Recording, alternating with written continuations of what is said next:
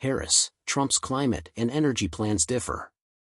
In a summer with 4 of the hottest days ever measured, Vice President Kamala Harris and former President Donald Trump have radically different views on how to address a changing climate and ensure energy security. But none is detailed how they'll get there. The Democratic National Convention acceptance speech by Harris briefly mentioned climate change as one of the fundamental freedoms at stake in the election, including the freedom to breathe clean air and drink clean water and live free from the pollution that fuels the climate crisis. Harris broke the tie on President Joe Biden's historic climate law, the Inflation Reduction Act, as vice president. Her early sponsorship of the Renewable New Deal, the party's most progressive wing's plan to quickly transition the U.S. to renewable energy, was as a California senator. Trump led Drill, Baby, Drill cheers and pledged to end the Biden administration's Green New Fraud in his Republican National Convention acceptance address. He plans to increase fossil fuel production and overturn major elements of the 2022 climate law. "We have more liquid gold under our feet than any other country by far," Trump remarked at the gathering. "Our nation can make a fortune with its energy." Climate champion or unfair rules? Environmental groups support Harris as a proven climate fighter who will fight big oil and expand on Biden's climate legacy, including electric vehicle and coal-fired power plant pollution reduction regulations. "We won't go back to a climate denial in the Oval Office," said Evergreen Action Executive Director Lena Moffett.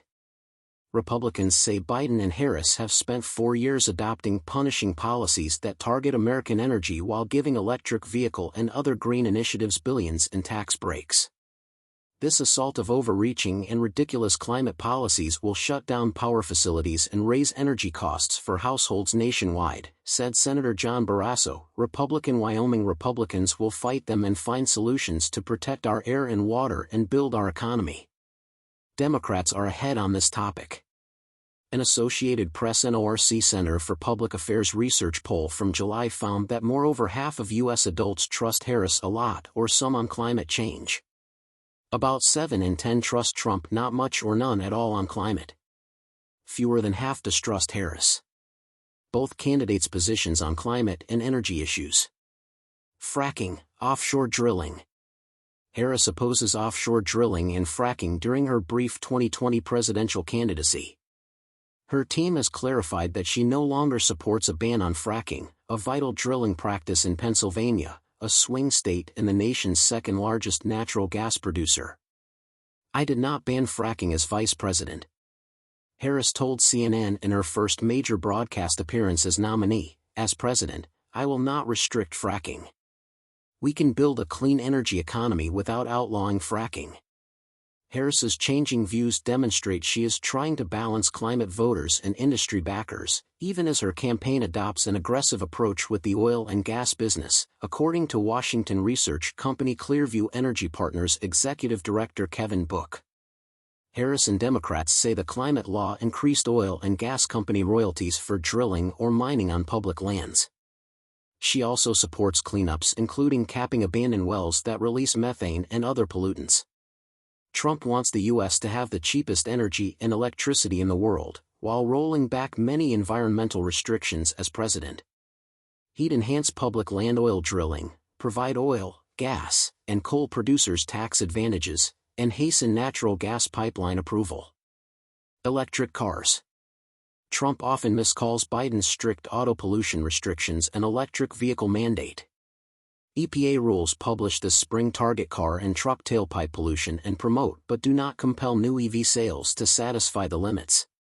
Trump claims EV manufacture will eliminate car jobs.